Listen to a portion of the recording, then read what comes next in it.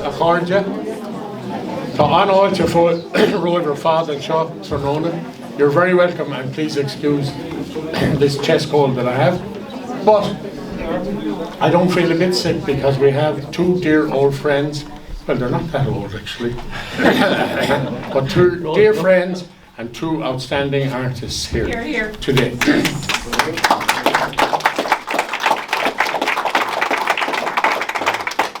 And they are very welcome. It's a remarkably diverse exhibition. The two of them working in completely different media and having a go and experimenting within their own media as well. And it's a real genuine pleasure to open the exhibition another very well-known artist, John Behan, one of the premier artists and sculptors in the country. So, could I fáilte le with John Behan.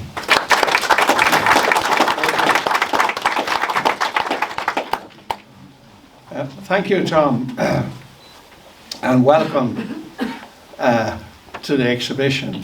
We are here assembled this afternoon to see two very interesting artists who work hard, who've continued to work over the many years, and who have a life inside and outside art that most people don't.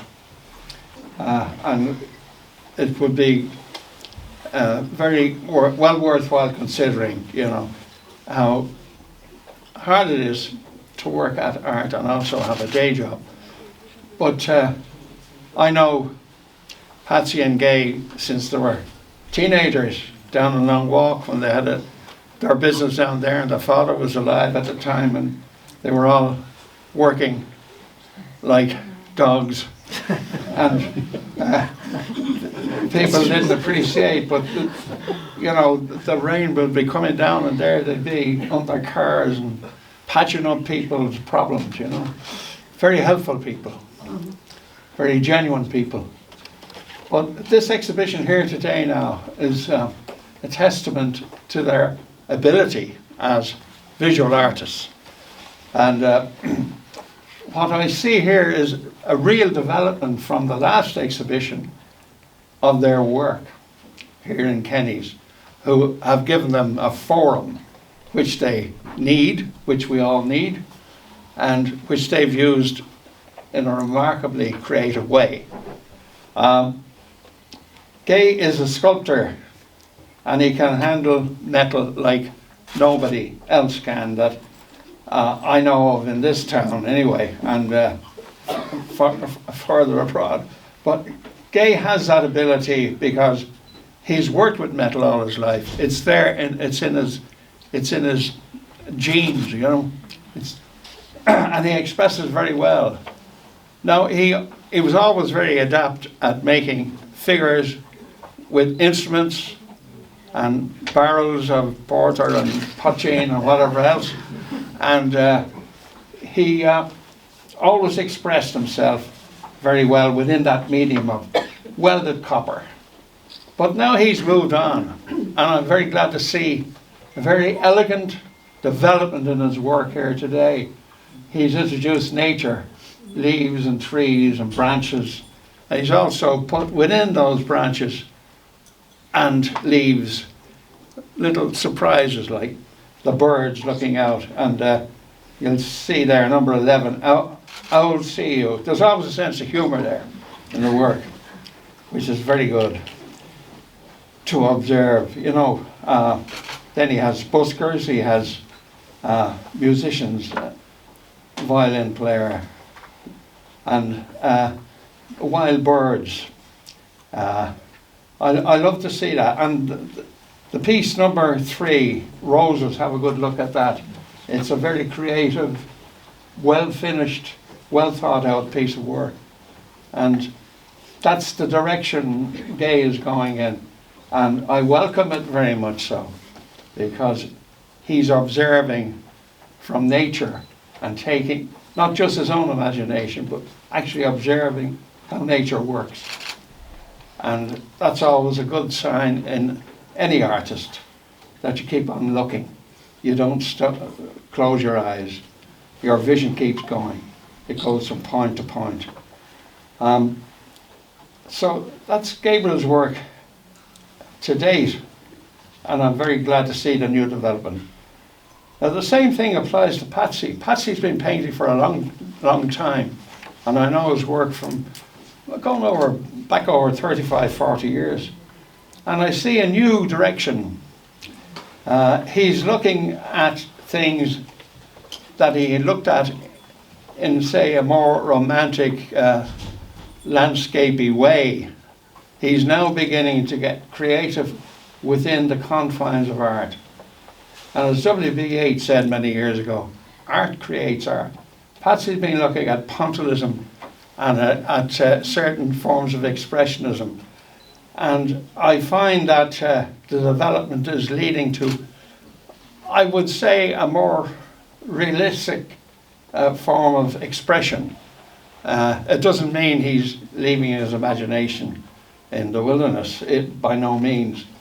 And I think if you look at number 35, it's there in the corner, that's where Patsy has reached now in his development. And it's a small painting of a landscape with gates and hedges. But it is so well realised. It reminds me of some of the best pieces by German expressionist painter of the early 20th century. It has an affinity with that. That's a new development in Patsy's work.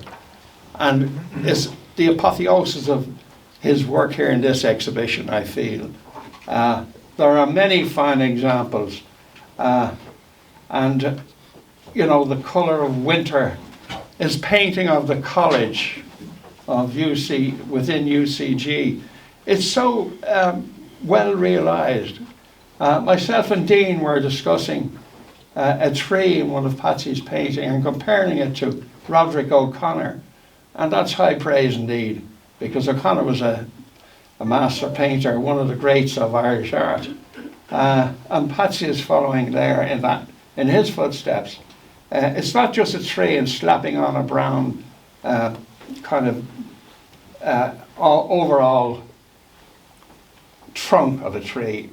He's observed the tree. There's different gradations of colour, a different direction, and the paint is applied with real care. It's just a great piece of observation. He has that ability, but he also has now let his imagination come to the forefront. And I can't say very much more. There's a lovely little painting there of the Spanish Arch, people sheltering from the rain.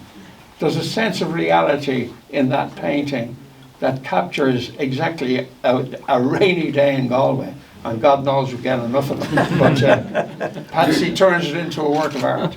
That's the difference. There's many, many paintings here. You'll all have your own favourites. I'm not going to try and influence you because you have a mind of your own, I know that.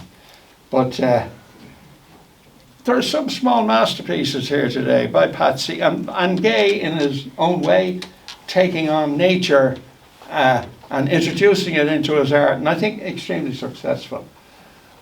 I just want to say that the prices here are ridiculously low. If anybody wants to purchase, now is the time to do it, because this art is not going to stay at the same price forever. And I just wish to say that I have great pleasure and a great honour to me to be able to say that this exhibition is officially open to the public. Thank you.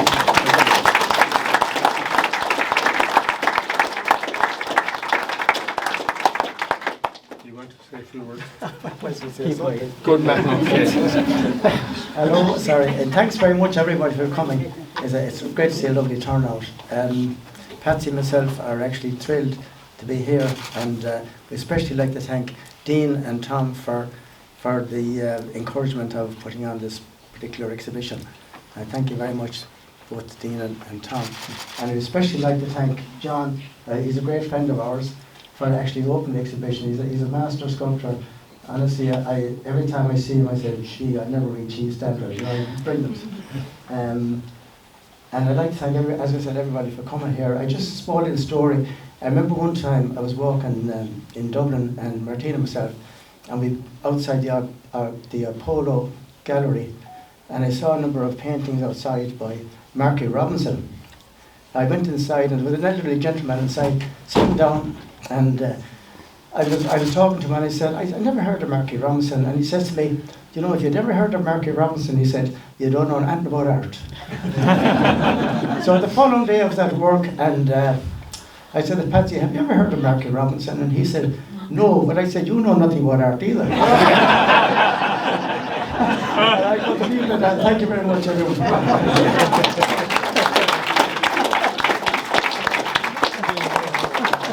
They both know plenty about art. Anyway, thank you very kindly for your attention and continue to enjoy the exhibition. For the Mila Mahaki.